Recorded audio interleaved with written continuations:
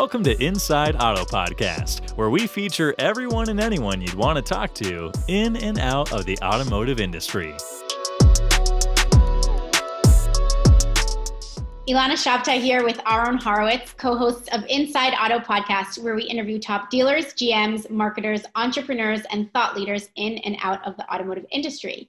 Before we introduce today's guest, this episode is sponsored by AutoLeadStar.com. The AutoLeadStar platform is built on a technology so powerful it allows you to market, sell, and service cars as you would in the real world at scale and online, making one-to-one matches between shoppers and inventory. AutoLeadStar is the only platform that is powered by scale, speed, and specificity to change the way dealers do marketing today. Aharon, welcome back. How you doing? Ilana, it's coming fast and furious now, isn't it? It's like a podcast every like 5 days. I know. It's officially a weekly podcast. Yeah, the knowledge. Oh, that's why it's every week. I was wondering. No, the knowledge is just blowing my mind here. We're learning so much. Today, I expect to learn a lot because we have an amazing, amazing guest, someone we're just so excited for. The truth is, when we survey our team, he's our number one get. So don't tell anyone else that. But we have Bob Lanham from Facebook. Bob, welcome. It's awesome to be here. Appreciate it. All right, we're super excited. Where are we catching you? What city are you in right now? Right outside of Detroit, Michigan. Detroit, Michigan. Small town called Commerce Township.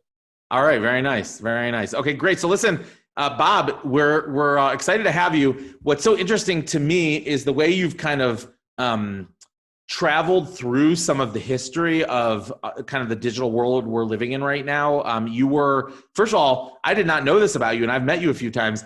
You actually were in a dealership when you started your automotive career, which I was Toyota of Sarasota, which I thought was really cool. You did internet sales, you did F&I, you did the whole. You went through the ringer there, right? In Toyota of Sarasota. You also then went to Microsoft, where you spent a few years, and then Yahoo, and then you were also in Hulu and opened up territories for Hulu, so the whole streaming universe. And then you moved, of course, to Facebook, which is really the site of a lot of innovation when it comes definitely to kind of connecting between products and customers. So I'll ask you, with all of this, I'm interested in Hulu. So you like, what was going on when you got in at Hulu? Was streaming popular? Was it already like, did you feel that was the next big thing? Like what, tell us about Hulu before we get into Facebook and the car base. We have to hear about Hulu. Well, you know, this is back 2008 when Hulu essentially started, and what most people don't realize is Hulu was founded by two TV networks, NBC and Fox, and then Disney bought into it about a year later. I thought it was Disney, so you're saying it wasn't originally Disney? It was not originally Disney. It was NBC and Fox started it. And I'll tell you the sole purpose of why it was started, or one of the main purposes of why Hulu was founded, was to eliminate piracy, right? Because what was happening is people were putting TV shows and whatnot on YouTube, and of course the content creators, it's all copyrighted, were not getting their share for it. So it was essentially to protect the assets of TV shows, and then eventually movies, etc. And it's funny because everybody talks about OTT now, and I'm like, oh man, I did that back in 2000, right. 2009 and plus. But Hulu was an interesting ride. I mean, it was Jason Kyler was our CEO, probably one of the best CEOs I ever worked with. And he was all about user experience, which I know we'll get into, as it relates to auto. He was all about user experience and making it easy for people to find the content, recommend the content, all of the above. So Hulu was a blast. It feels like it's kind of gotten a second life now. Like it kind of, like maybe it was quieter, and then now it's like taking a big step forward. I don't know. Maybe that's just me. I feel like I've heard more about Hulu and Disney in the past year than I did before. Well, I think they had to figure out what the ownership of Hulu was. I think as you see, everyone's now coming out with their own app. Every TV network is coming out with its own app. So I think every network is simply trying to figure out how to manage their own assets, right? I mean, we had assets from all over the place, and I just think everyone wants to own their own assets, so I think they needed to kind of figure that out. But what people don't realize is we were a .com only in the beginning. The first couple of years, it was just Hulu.com.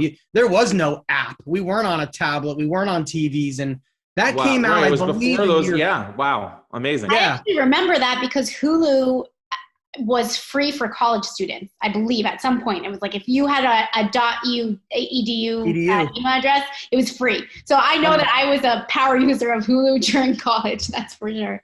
Well, you asked. Sorry, I didn't mean to cut you off, but you asked really like, what was it like when we would walk into the first year and sell premium content at premium CPMs in an era where ad networks were kind of the thing at the moment, buying cheap inventory at low cost, right? And we'd walk in with premium CPMs, and I couldn't tell you guys, I had so many buyers tell me, no one will ever watch TV on their phone or on an app or on their desktop. And we're like, okay.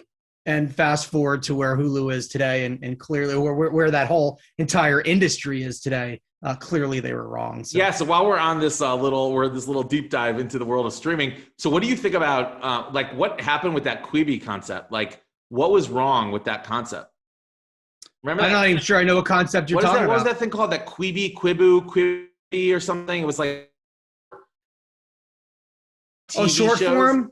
Yeah, short form. You guys remember? Am I the only one who knows this? There was this whole concept that what's his name? Jeffrey Katzenberg and like Meg Whitman, maybe.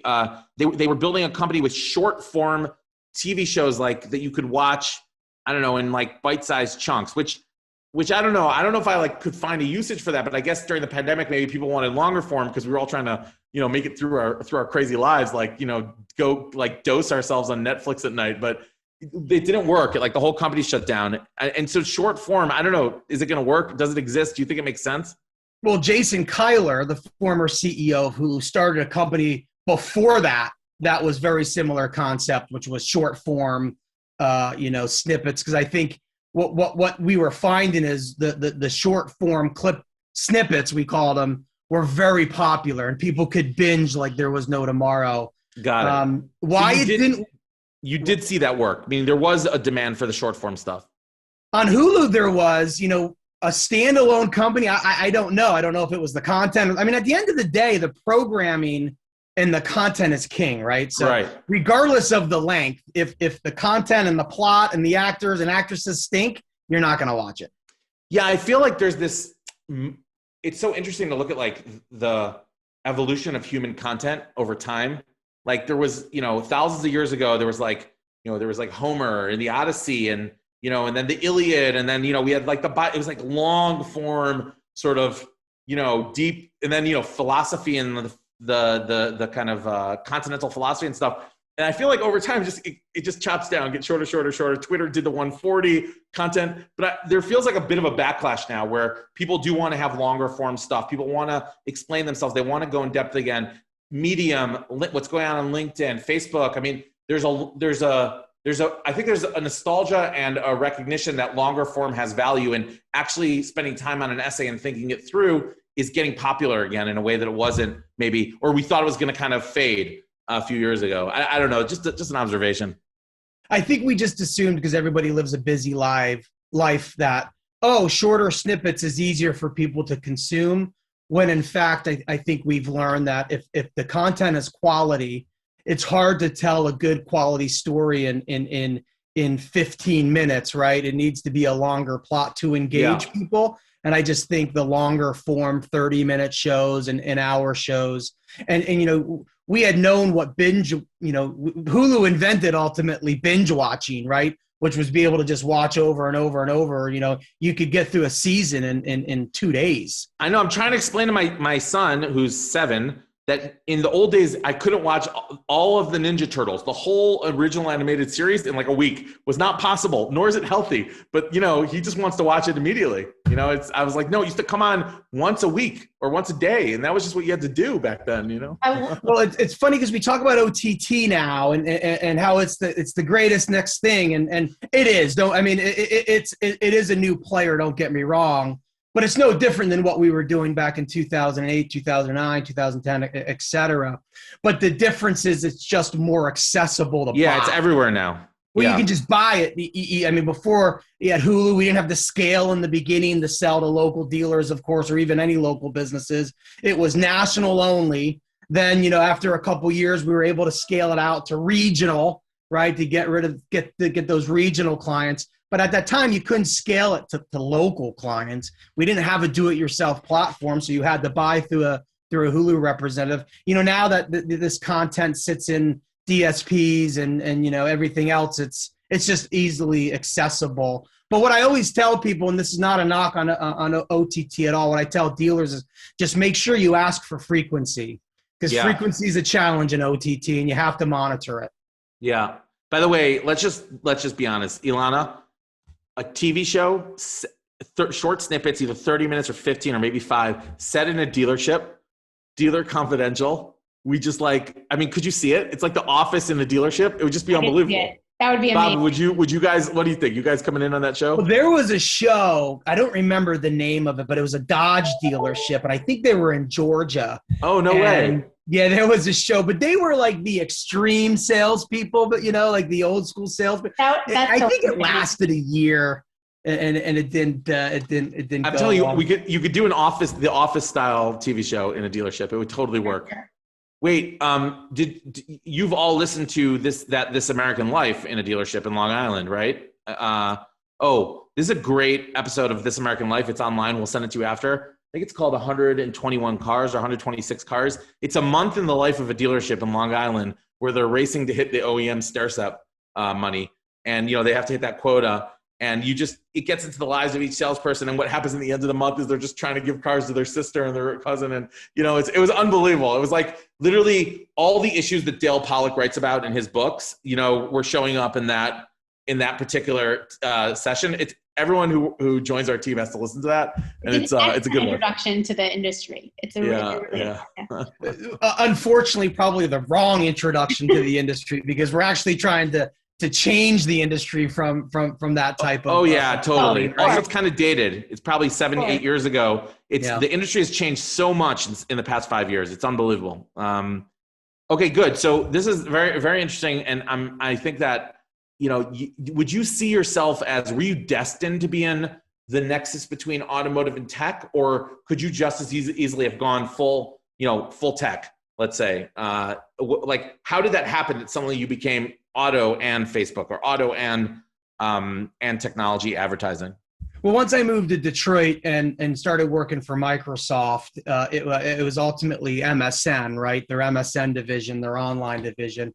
By default, being in Detroit, you're automotive, right? We've got General Motors, we've got Ford Motor Company, and now we have Stellantis, right? Which formerly Chrysler. So by default, if you're in advertising, and what a lot of people don't realize is Detroit at one point was a top 3 market, right? It literally went like New York, I think LA, and then Detroit, because of the at one time Big 3, then the Detroit 3. So with automotive here, you're just by default automotive, and just where the career kind of happened, it came full circle for me, where I started right out of school at a dealership, selling cars, and then moving to the internet manager, if we want to. I use the term loosely internet because this is in the mid 90s, and then to F&I. And then I went into the national side of the business, and then the regional side of the business, and then was able to kind of create this team a number of years ago and really start to focus on the local side, which is the dealer business at Facebook.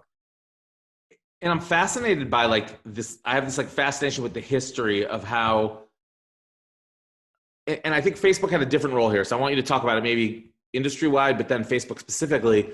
It just seems like there was a time where, dealers were community hubs, and people used to come in and buy cars, and the children bought from where their parents bought. And, the dealers played golf with people and got haircuts with people and yada, yada, yada. Along comes the internet. Someone throws up a website, another person throws a website. It's kind of disorganized Wild West on the internet. And then along come the aggregators, Cars, Car Guru, Auto Trader, and they basically go and they suck up all the inventory, and they kind of disintermediate the customer and the dealer in some level, right? Dealers go from being like a community hub to being a number, to being a price. And at some point, it seems to me in the mid 2000s, and by the way, those folks were all working with Google at the time, and then eventually Facebook, but it seems like at some point in I don't know, was it 2014, 15? Maybe I'm trying to figure out kind of how it started. There was almost like a team maybe at Google that sort of reformatted the way that OEMs, tier 2 and dealers think about marketing, and kind of figure out, okay, wait, there's a role for dealers to go direct via Google. And then those folks kind of met up with some folks who were either coming from places like Microsoft or Yahoo or from Facebook, or already at Facebook. And then Facebook came in, and before you know it, suddenly dealers are huge marketers in Facebook and Google. And my question is like, how did that transition happen? And how did they go to being the main story, and the aggregators, and even to a certain extent, the OEMs almost like second fiddle to the dealers? Yeah, I have to honestly tell you, I think it's education and having a team that is now presenting to the marketplace, Facebook's full assets. So Google did that with Peter Lito, 12 years ago, when he started the retail team at Google. So he was able to talk to dealers on, hey, this is exactly what you should be doing as it relates to us, right? Versus the ad agencies that handle the national and regional business, which we call tier 1 and tier 2, as you well know. So he was able to talk directly to the dealers on, hey, here's what we should do. Because remember also the OEM also had programs. We want you to buy search. We want you to buy search. We want you to buy this much of search, and so on and so forth. So when we started ours about 4 years ago, I just think that the industry wasn't aware of all of the assets that had to offer, or if they were, they didn't know how to use them properly. And that's everything from their Facebook page, right, to their Instagram handle, right, to messaging, right, to simply the content that should be on both of these assets, their page and their handle. So now by having a team that we have at Facebook, we're able to talk to them. And, you talked about the community aspect of a dealer, and that's what we want them to bring back. I was actually asked the other day, they said, do you think dealers have gotten away from playing a role in their community? And I said, some for sure have. And those who haven't, you wouldn't know that they still play a role in their community. And that's the problem, right? You wouldn't know. They need to start marketing that politely. It's not like they're selling the fact that they donated money to the school or anything like that.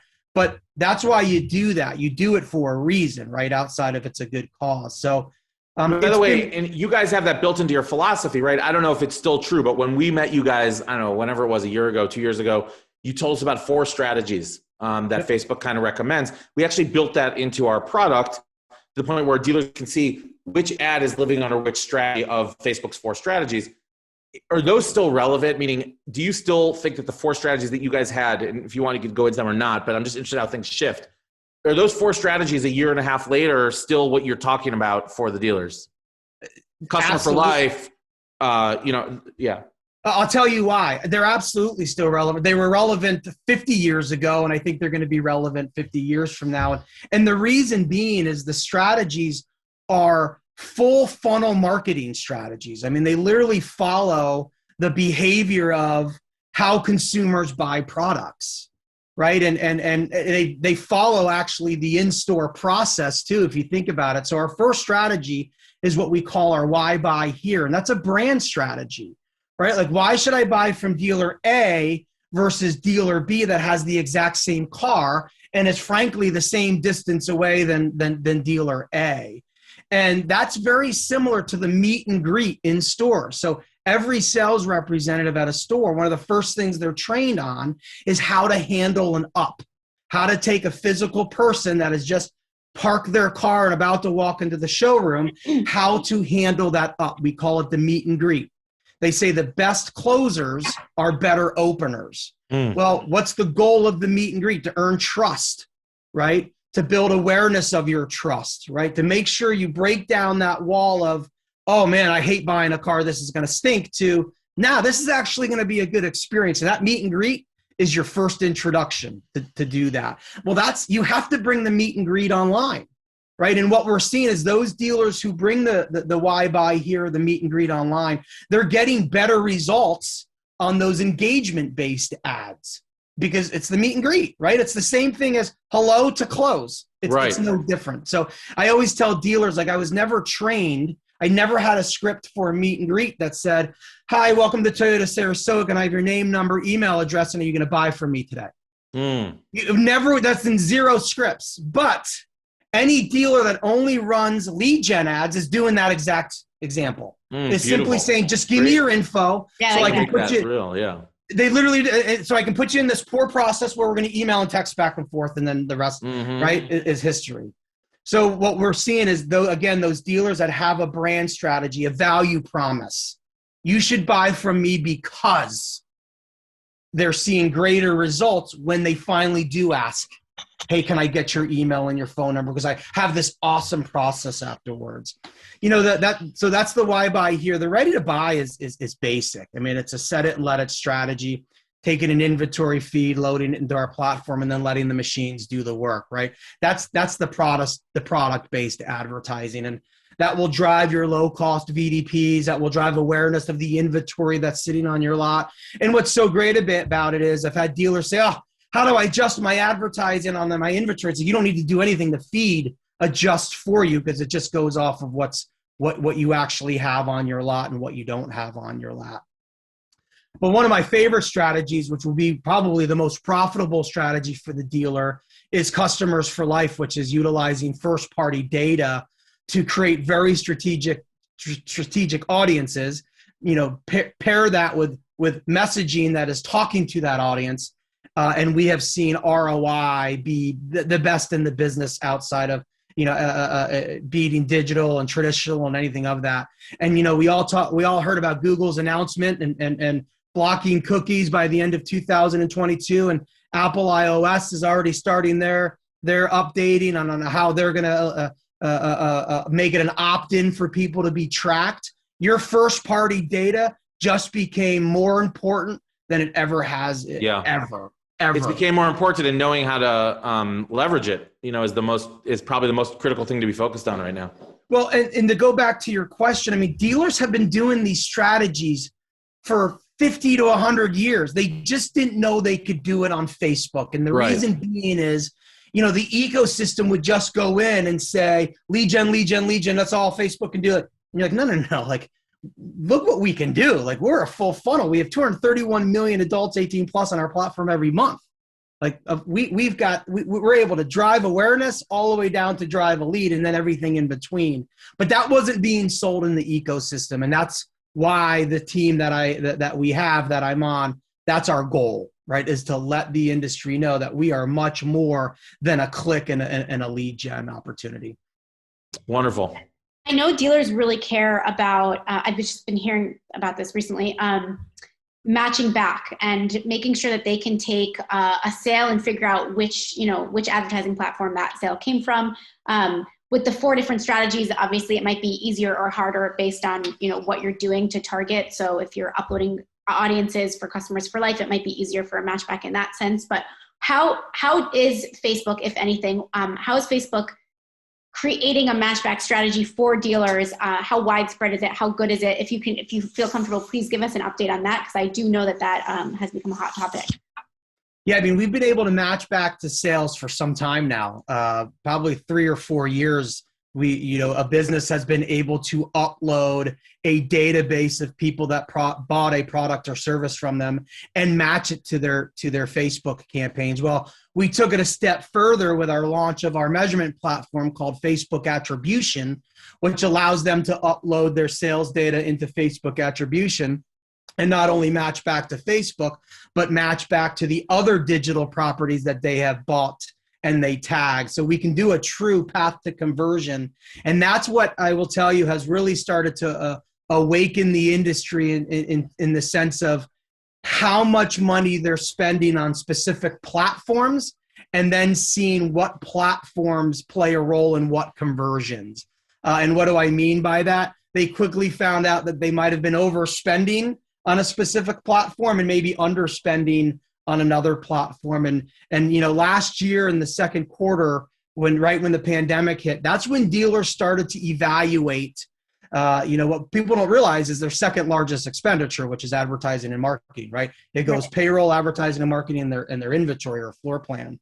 And dealers were forced to evaluate this second largest expenditure and got smarter.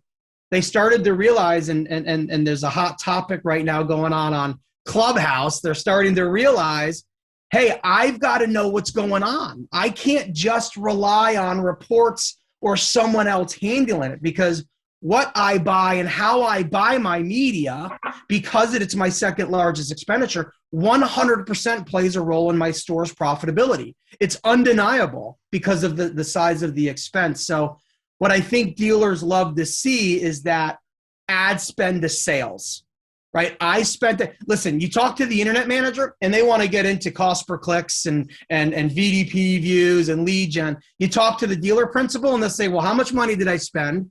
How many cars did I sell? And did I make any money? It's what every dealer principal will tell you. They don't care about anything 100%. else, Yeah. right? So that's what our platform, fortunately, is able to do for them is you load up your sales data, you load your repair order data, and now they can say, I spent X, I reached X amount of people, and out of those people I reached, X amount came in and purchased from us, and you're getting a real ROI metric. Yeah, I think we're getting past the phase, or we're starting to see sort of we're maybe on the downward slope of the vanity metrics era. And I think that there's more and more awareness every single month of what measurements matter. And in the end, of course, it's all getting down to the conversion attribution to the sale. But what in the event that you have to, what are the proximate metrics that matter? What are those that don't? What's the best way to measure sales? I feel like we're getting to a better place every single month on that. You're 100%. And I think the browsers and the mobile software are going to force us to get there because there's the tracking not going to be there, right? The attribution, the retargeting, it's going to get really challenging here in the future. We don't know. Like we'll see what comes from it. But the fact that you're able to match ad spend to sales to get a true ROI, and I'm here to say digital proxies are not worthwhile. I'm not here to say that at all. I think they're worth looking at to see if you're executing correctly, right? But I mean, or to troubleshoot maybe. Yeah, and just to see am I efficient with that spend on that. But I have a huge passion for what's called media mix modeling, and anyone that's ever heard me talk or in a room in Clubhouse, it's all about media mix modeling because it's the most simplistic form to understand if your advertising and marketing is working, and that's simply mapping everything you're buying from traditional to print to OTT to search to social to display, like everything, including your CRM costs, your direct, throw it all in there, right? And then just divide it by the number of sales and you quickly understand the power of your media plan. And then you can start to pull triggers to see, okay, what can I do better here and there to see if I can get my cost per sale lower and lower. Bob, we're going to let you go soon here, but I got to ask, you work at Facebook, one of the sort of premier, platforms in the digital universe, increasingly becoming the universe. How does it work inside? Meaning you have all these insights from dealers. You're talking to dealers all the time. You're at the conferences. You're in these conversations. You're facilitating conversations. How do you get the feedback to product, and how do you get that loop going inside such a, frankly, massive organization? And how do the insights from the field impact what comes out 6 months later or 3 months later from California or from wherever it might be? Yeah. I mean, it's what I spend a lot of my time doing, which is educating internally, right? It's easy to say, oh, an OEM just wants leads and then build a product that just does that, right? Because we have the power to do that. But when you start to educate a team that hasn't grown up in the auto space, hasn't sold in the auto space or built to the auto space, it's a lot of navigation. It's a lot of hard conversations. It's calls with dealers and say, here, don't have to hear it from me. You can hear it from them, which I do a lot of time on. So you get your product people on the phone with the dealers. 100%. Yeah, I want them to hear it. I want them to hear it straight from them. And by the way, they're gonna, if I set them up with 5 dealers, they're probably gonna hear either 5 different answers or the same answers 5 different ways, but they won't know that, right? And there's also that, hey, like we can easily build a product to accommodate, but do we want to do that? Do we want to drive actually the industry to where it needs to go versus just build a product to accommodate? So there's a lot of balancing and a lot of phone calls. I mean, and a lot of time spent on it. But I'll tell you, I'm really proud of where we are today from where we started, because before there was nothing. Like before products would launch and you had no idea. And you're like, well, wait a second, you can't launch that product. Now there's a direct connection. We're working closely together. We're not perfect, but our goal is to be as perfect as we can. So I'm excited for where we are headed, because now that everyone is communicating, we're getting on the same page. We're letting them hear directly from our dealer partners, as big and small, right? From your independent that sells 5 cars a month to your dealer groups that sell thousands of thousands. So it's, to answer your question in a long-winded way, it's what I spend most of my time doing is navigating internally to make sure that we are doing the right thing for the dealer. Awesome. Well, Ilana, that was great, right? I know. I was going to say thank you for asking that question, actually, because I was thinking the same thing. So appreciate it. That was super. Yeah, that was a great chat, Bob. Yeah. We really appreciate it. Bob Lanham from Facebook, kind of the maestro of Facebook's automotive strategy. So we're excited to have learned a lot. I learned a lot from this conversation. I also found it very interesting. Bob, anything coming up that you want to excite people about? Something that's major on your radar?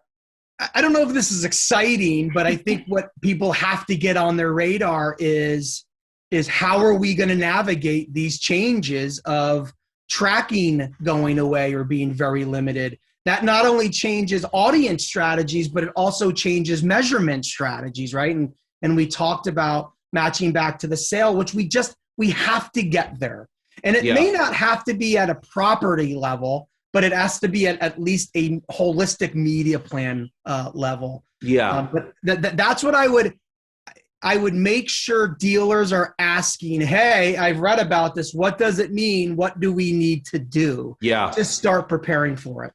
Absolutely. And I think, again, the investment in first party data and being able to, which there's a certain also just symmetry in first party data, right? First party data tends to be data that wants to be connected in some way, more often than not, or at least indicated it was acceptable to be connected. And there's something just healthy about first party data.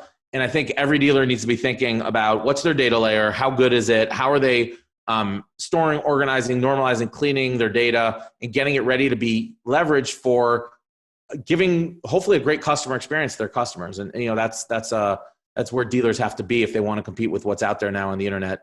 And we think they're going to be there. So we hope that they will. We're starting to hear about dealers who are hiring digital CRM managers. Totally. Oh, you need that. Solely focus on their first party data, segmenting it out strategically, loading it, marketing against it, measuring back, and the results that they're seeing. And I spend a lot of time, and you've probably seen some of the integrations that we've launched with some of the CRM partners, because we want to make it easier to do business with us. So whether it's the dealer or the dealer's agency, we want to automate that push of the data so that we can run always on strategies. We can update databases at a daily cadence, right? So look for more integrations coming down. That's fantastic.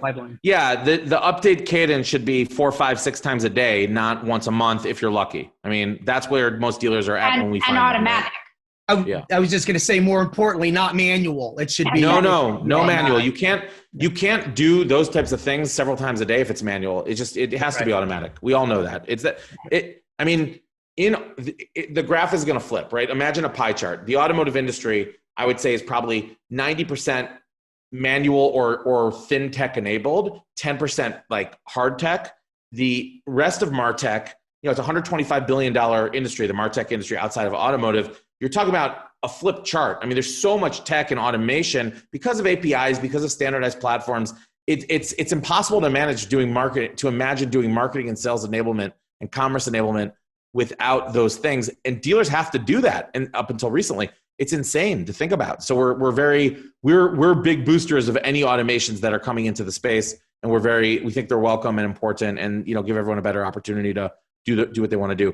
Bob, we really thank you. Thank you for this time. Anytime. Enjoyed the conversation. Awesome. Okay, Ilana, you want to close this out? Sure. Thank you so much, Bob. And for everyone listening, please tune in. If you liked this episode, Inside Auto Podcast, you can catch it on basically any podcast streaming, Apple, Spotify, iHeart, wherever you listen to your podcast. So thank you so much, Bob, again. And if we make our TV show, we will tell you where to stream that as well. The Office in a Dealership. Yeah, we're going to watch the one that was, and we're going to make one that's better. Thanks, guys. Thank you. Thanks for listening to Inside Auto Podcast. Check out our other episodes with top entrepreneurs and industry leaders.